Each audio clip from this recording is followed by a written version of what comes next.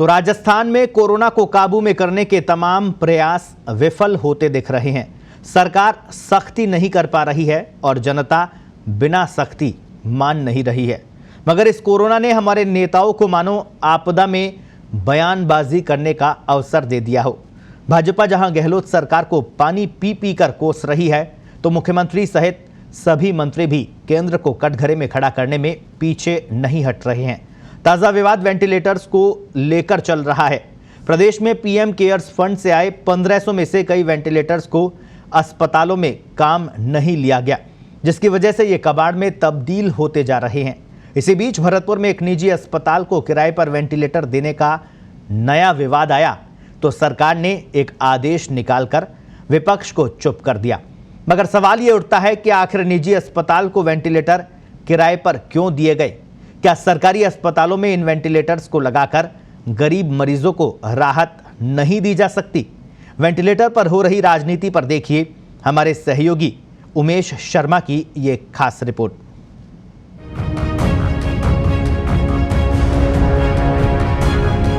कोटपुतली के अंदर लोग मर रहे हैं, लेकिन पीएम केयर फंड से आए हुए वेंटिलेटर अभी भी डब्बे में बंद हैं। जितनी ऑक्सीजन दे रही है, यूपी को दे रही है, एमपी को दे रही है, उतनी भाई साहब हमको दे दो।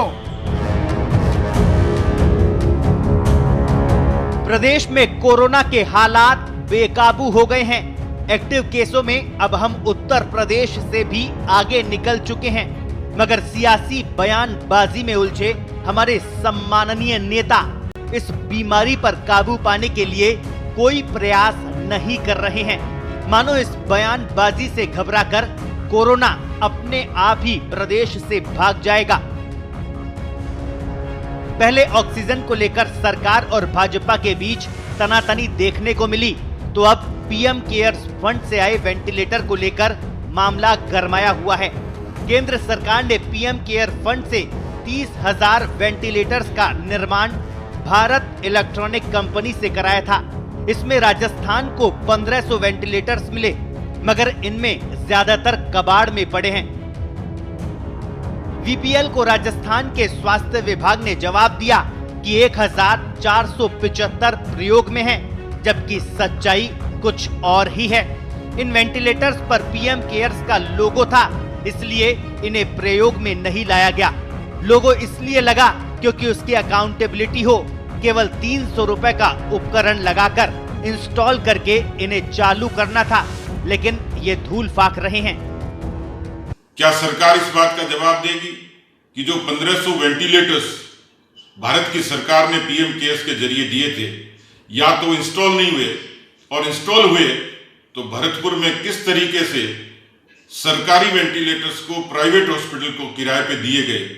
क्या ये सरकार बेड्स ऑन सेल, क्या ये सरकार वेंटिलेटर्स ऑन रेंट इस तर्ज पर चलेगी? ये सरकार को निश्चित रूप से जवाब देना पड़ेगा कि पिछले 1 वर्षों में चिकित्सा और स्वास्थ्य की सुविधाओं को विकसित क्यों नहीं किया गया। कोटपुतली के अंदर लोग मर रहे हैं, लेकिन पीएम केयर फंड से आए हुए वेंटिलेटर अभी भी डब्बे में बंद हैं।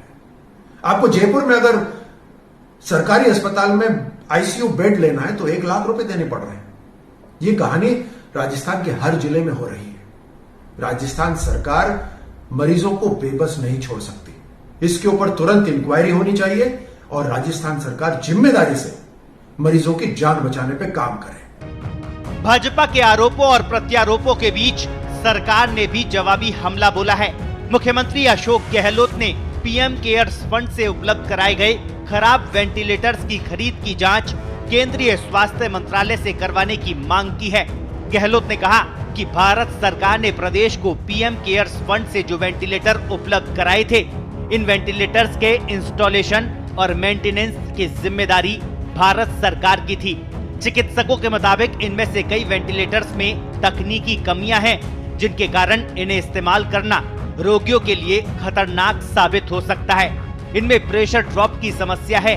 1-2 घंटे लगातार काम करने के बाद ये वेंटिलेटर बंद हो जाते हैं। उन्होंने कहा कि राजस्थान के अलावा मध्य प्रदेश, पंजाब, महाराष्ट्र और गुजरात में भी इन वेंटिलेटर्स में अलग अलग समस्याएं सामने आई है। वेंटिलेटर्स की समस्या से अवगत करवाने और इनको जल्द से जल्द ठीक कराने के लिए राजस्थान सरकार की ओर से 2 पत्र सचिव स्तर पर और 1 पत्र मंत्री स्तर पर भारत सरकार को लिखे गए हैं। सीएम गहलोत के अलावा सरकार के मंत्री भी केंद्र सरकार को आड़े हाथ ले रहे हैं।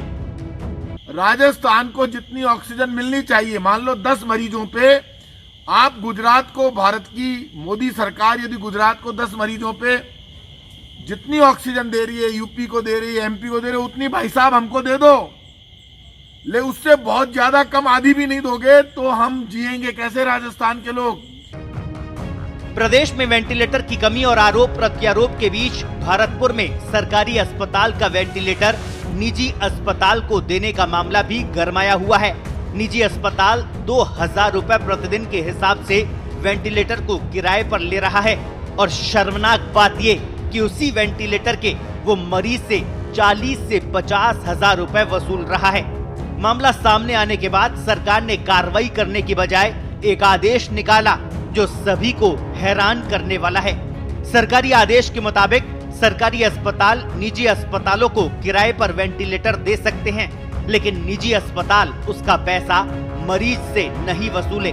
अब सवाल ये कि निजी अस्पताल मरीज से पैसे वसूल रहे हैं या नहीं, इसकी मॉनिटरिंग करने वाला कौन है? और जब सरकारी अस्पतालों में ही मरीज को वेंटिलेटर नहीं मिल रहा तो क्यों सरकार निजी अस्पतालों को किराए पर देने पर उतारू है?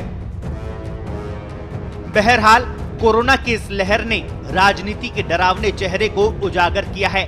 ये मौका था जब सभी पार्टियों को एक जाजम पर आकर जन सेवा करनी थी, मगर अफसोस नेताओं ने जनता की बजाय राजनीति को अपना लक्ष्य रखकर काम किया, जिसका खामियाजा हजारों लोगों ने अपनी जान गंवाकर भुगता है। अब भी समय है कि नेताओं को नेतागिरी भूलकर जन सेवा करनी चाहिए, नहीं तो आने वाली पीढ़ियों का राजनीति और राजनीतिज्ञों से विश्वास उठ जाएगा। पत्रिका टीवी के लिए जयपुर से उमेश शर्मा की रिपोर्ट।